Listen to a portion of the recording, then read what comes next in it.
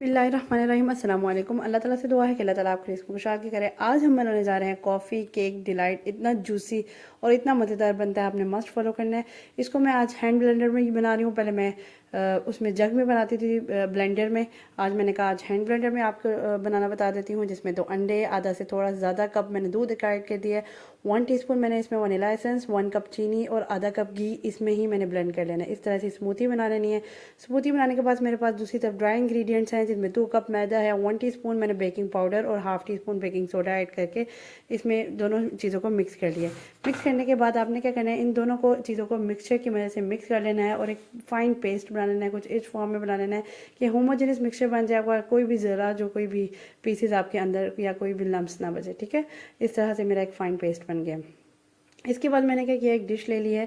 Dish को मैंने क्या करना है, ऑयल से ग्रीस कर लेना है। ग्रीस करने के बाद वो सारा मिक्सचर जो है वो आपने इसमें ऐड कर देना है। ठीक है, आपने मेक श्योर करना है कि अगर आपने पतीले में बनाना है तो उसमें भी कोई मसला नहीं, वो आपको बना सकते हैं। उसकी भी प्रॉपर रेसिपी मैंने आपको दी हुई है, मेरे चैनल पर मौजूद है।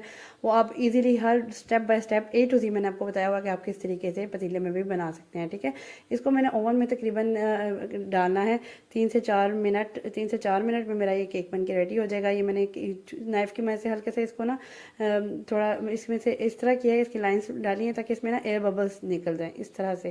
दूसरी तरफ मैं जूस रेडी करने के लिए, इसके ऊपर जूसी बनाने के लिए इसमें 3 गिलास मैंने दूध ले लिया। तकरीबन मलाई वाला मेरा दूध था, जिसमें मैं अब 2 सर्विंग स्पून मैंने चीनी ऐड कर दी हुई है। उसको मिक्स कर लिया है, वो अच्छी तरीके से बॉयल आना शुरू हुआ है तो मैंने उसमें क्या करना है, कॉफ़ी के 2 स्पून ऐड कर देने हैं।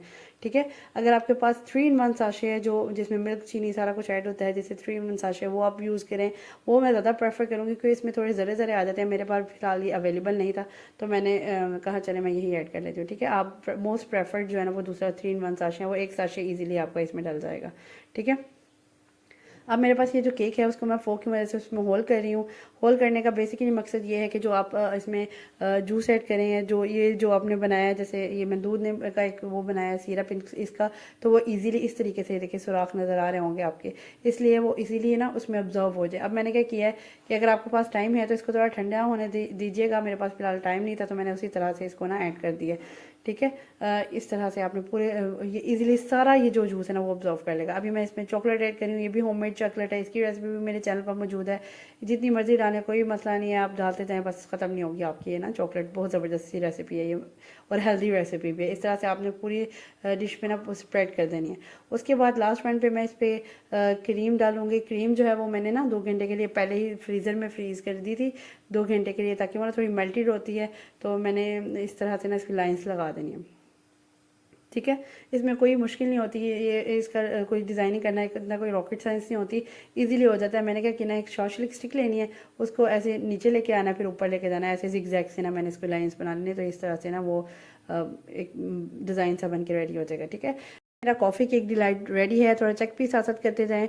और इतना जूसी और इतना मज़ेदार बना था कि आप मज़ा आ जाएगा आपको खाने में। इसको ठंडा करके खाइएगा। बहुत मज़ेदार रेसिपी आज की कंप्लीट है। नेक्स्ट इंशाल्लाह इससे भी मज़ेदार वीडियो तक के लिए अल्लाह हाफ़िज़।